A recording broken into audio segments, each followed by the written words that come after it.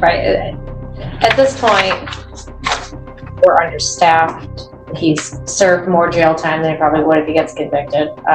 We'll just give him the 257, 326 and go on his way. Thank you, Deborah. That's a blessing to you for the new year from the county prosecutor's office. I appreciate it.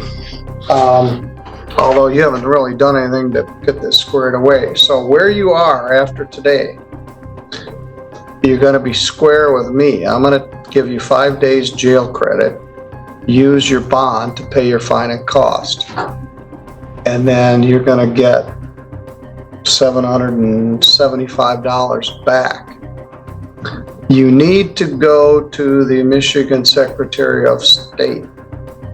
And do you know if that's still appointment only, or are they doing walk-ins now? they do walk-ins, but I haven't updated it yet. well, any mail they send you from the Secretary of State, they send to the address on your driver's license. And they don't forward Secretary of State mail. So you got suspended for having 3 crashes in 2022 until you have a reinstatement hearing and they determine whether you're valid to drive.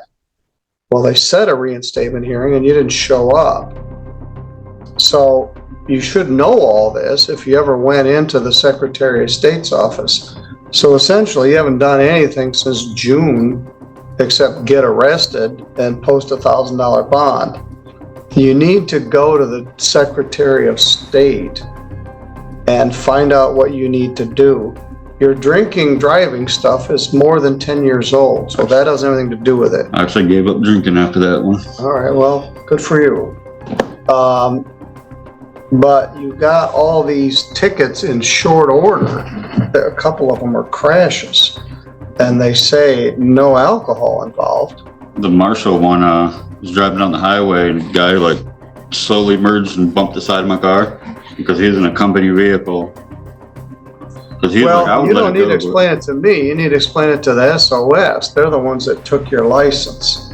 So we've got, if you get a driving suspended, you're going to be suspended for at least 1 more year.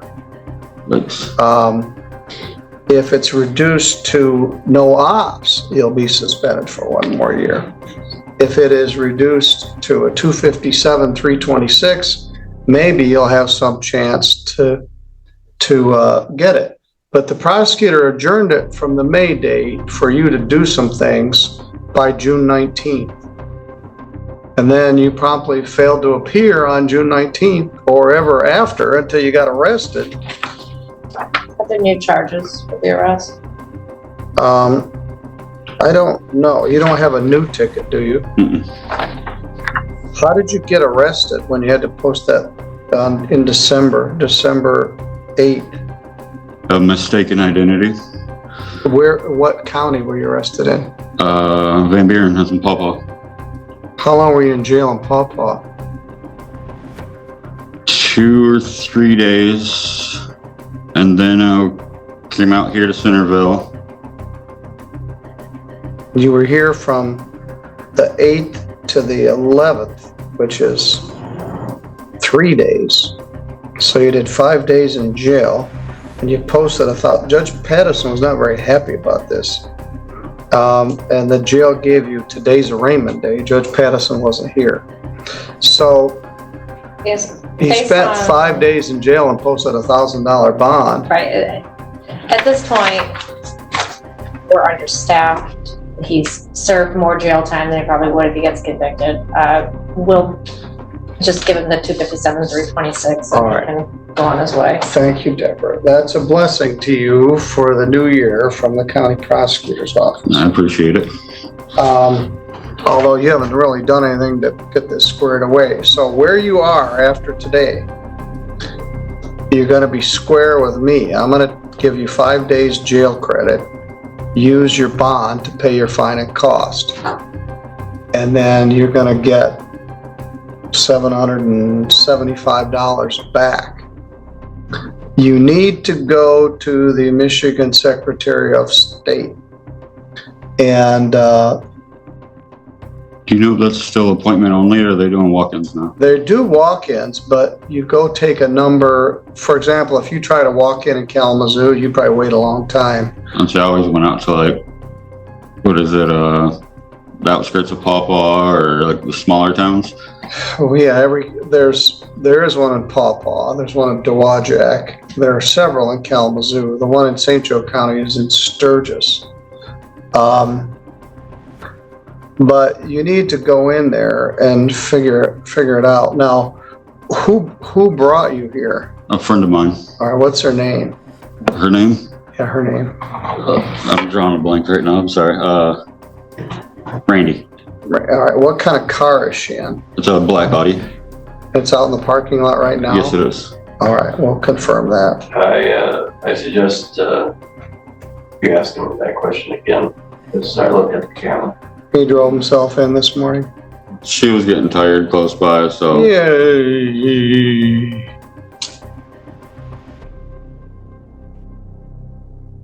I asked her last minute to bring me. Is she in the car right now? Yes, she is. All right, go get her. Ask her to come in. You're an idiot. I just didn't want to miss another date. Well, so you lied. You didn't want to. Yeesh. This is very foolish and I was insulted and it hurts my feelings when people lie to me. So you looked me in the eye and lied to me about driving here, which I suspected you had when you first walked in late.